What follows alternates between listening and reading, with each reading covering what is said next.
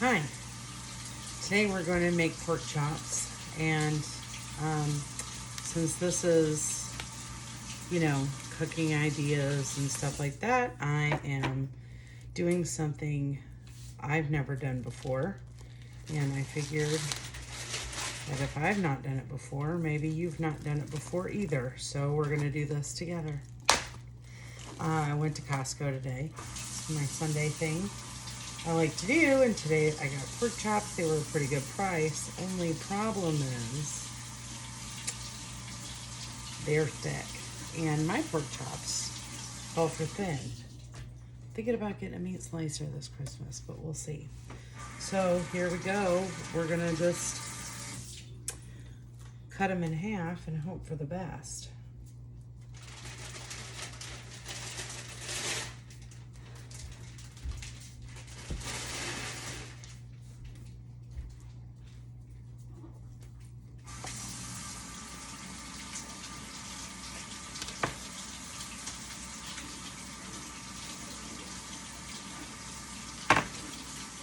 Okay, these are still thicker than what I'd like, but they're better.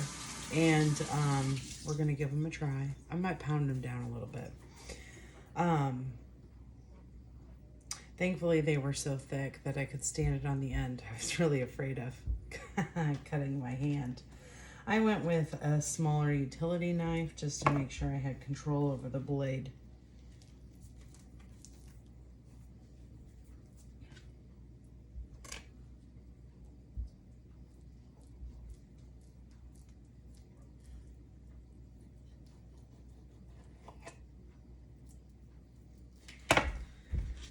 Gosh, this is a lot of meat.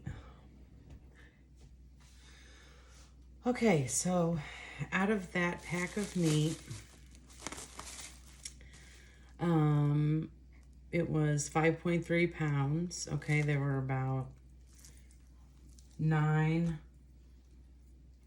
giant pieces. I got 1, 2, 3, 4, 5, 6, 7, 8, 9, 10, 11, 12, 13, 14, 15, 16, 17, 18, 19, 20, 21, 22. I got about 21, 22 pork chops out of that at $13.20. So that was a really good deal, and obviously I have enough for many future meals. Okay, so I have my pork chops that we're gonna make for dinner tonight. I've covered them in plastic wrap so that I can pound these down without making this dirty, because it's a pain to wash.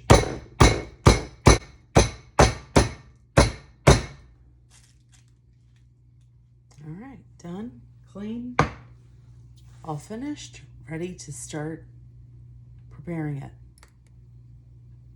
Okay, so what we're gonna make tonight are onion breaded pork chops, mac and cheese, and some roasted asparagus, because I've got to have a little bit of veg. So I've got my pork chops. We're gonna use these, possibly the whole package, you'll see. Regular cream mac and cheese, about a pound of asparagus, and an egg. I'll go ahead and prepare the ingredients and come back. All right, I've gone ahead and gotten my asparagus prepared. I just used avocado oil, garlic powder, onion powder, sea salt, and just tossed it up, make sure it was coated really well, and lined it up so it's ready to go. So let's get into these pork chops. This is my family's favorite meal. So you just put it into the egg. Make sure both sides are coated. Blot off the excess. I only use 1 egg. I think I can get all these done. 6 pork chops done with 1 egg.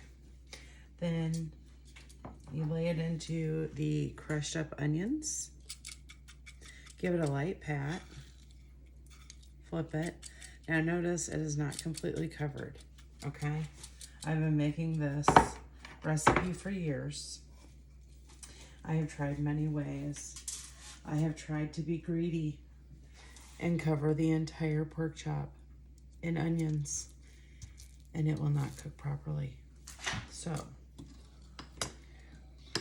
I've figured out a solution for that, and you'll see when we get to the end. So it's just very important that you do not coat your pork chops in too much onion, and it'll be okay.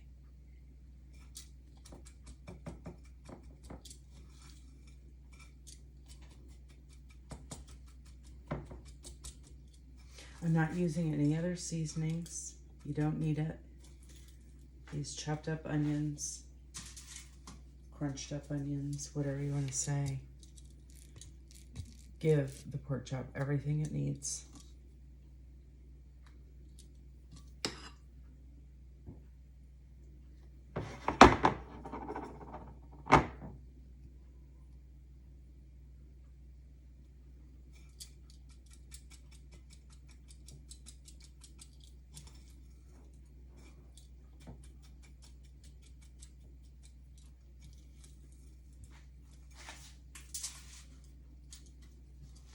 I've got the oven preheating 400 degrees. I have not done this before, but I'm going to do the asparagus and the pork chops at the same time. They're supposed to be at the same temp. They're supposed to be at the same time, so we'll see.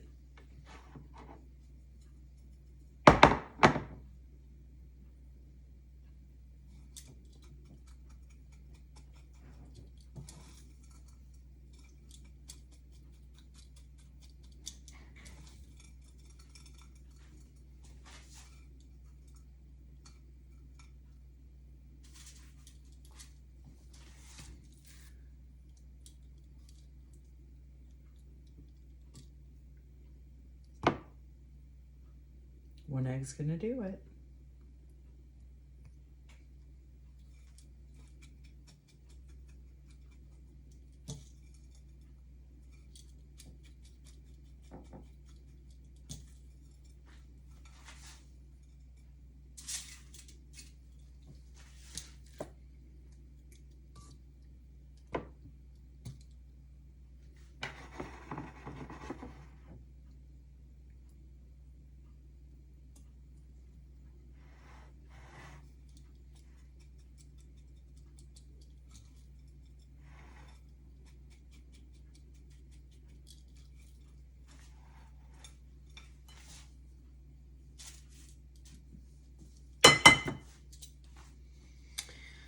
Okay, that's it.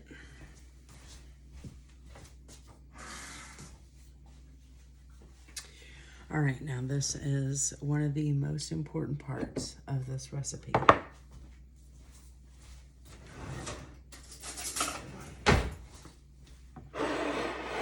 The leftover breadcrumbs, onion, French's fried onions, or Great Value, or whatever you're doing. Leftover onions go into an oven-safe dish.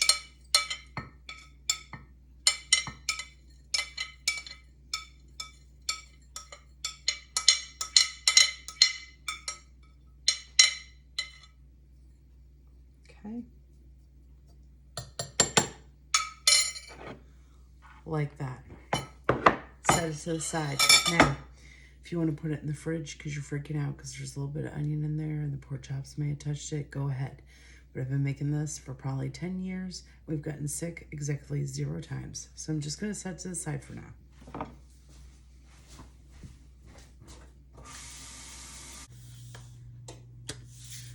Okay, so while the pork chops are cooking, you want to go ahead and get ready to make your box mac and cheese. I will show you what I do because I'm still the reigning champ in my household for the best mac and cheese. But the directions are pretty self-explanatory.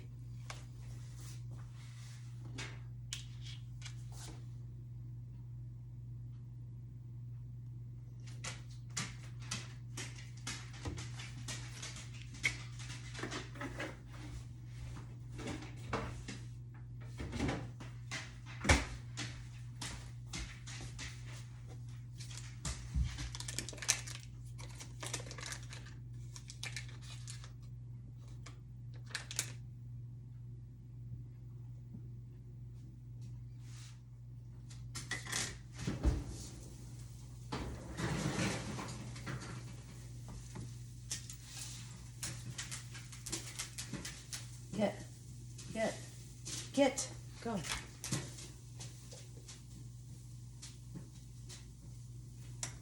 Get. You're gonna get hurt.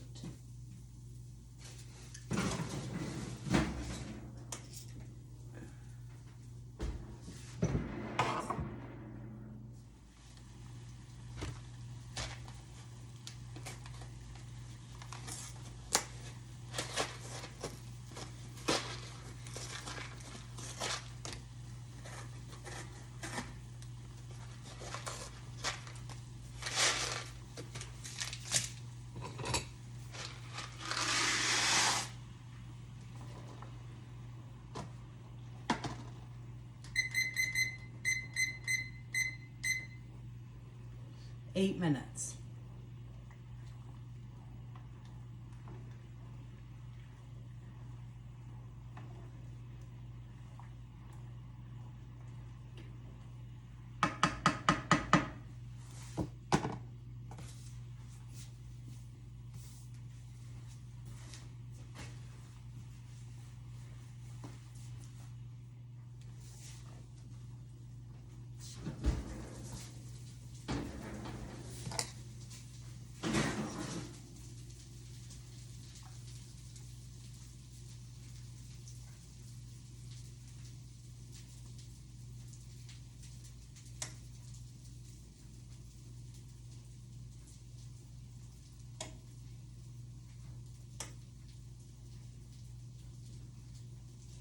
Perfect.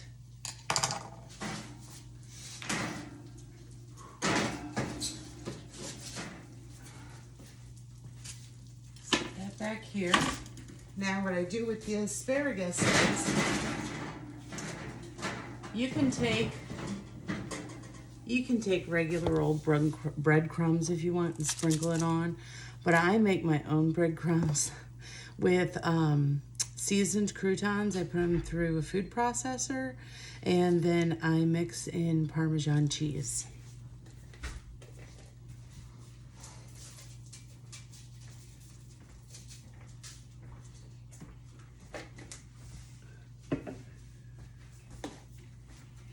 So what I'm going to do is I'm going to let that go in the oven for about 5 minutes to brown, along with the rest of my French's fried onions.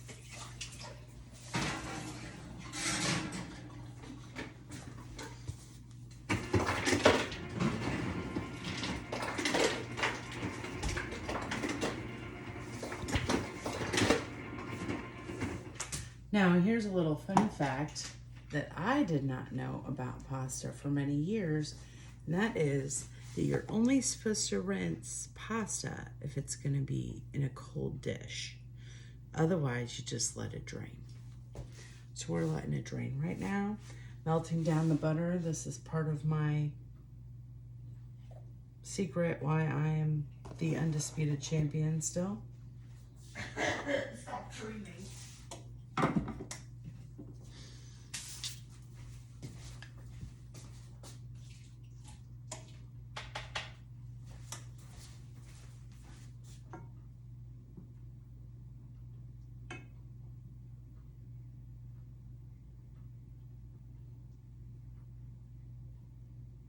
I like to mix my butter and my milk before I put the noodles in. So I'll put the pot back on the hot burner and then put the butter in to let it melt down. Probably a secret to my success. Or else it'll epically fail.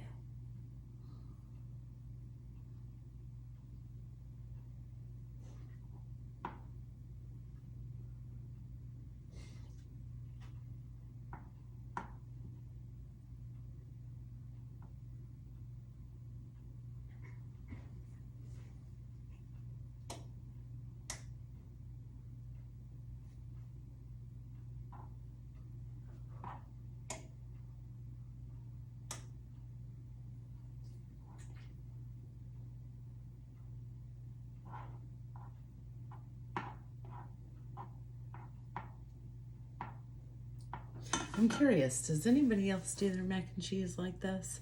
You know, in another video I was talking about how it doesn't have to be precise And it's just a science project. But when it comes to my box mac and cheese, there are no deviations whatsoever with my process, ever.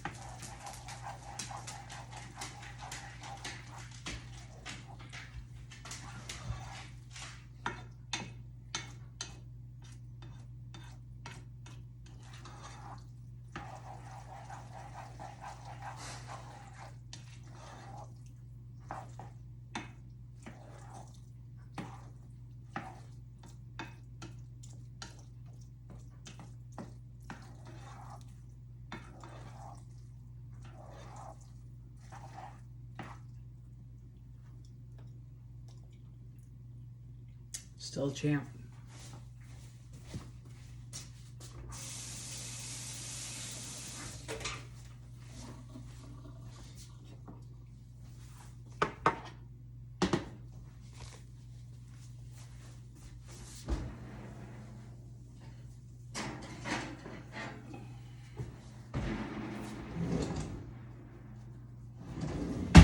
Okay, the onions have toasted up.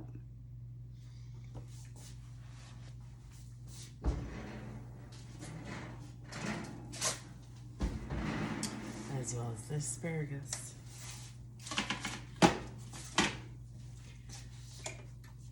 Now it's just time to plate and eat. Have a great week. Here's what the extra onions are for.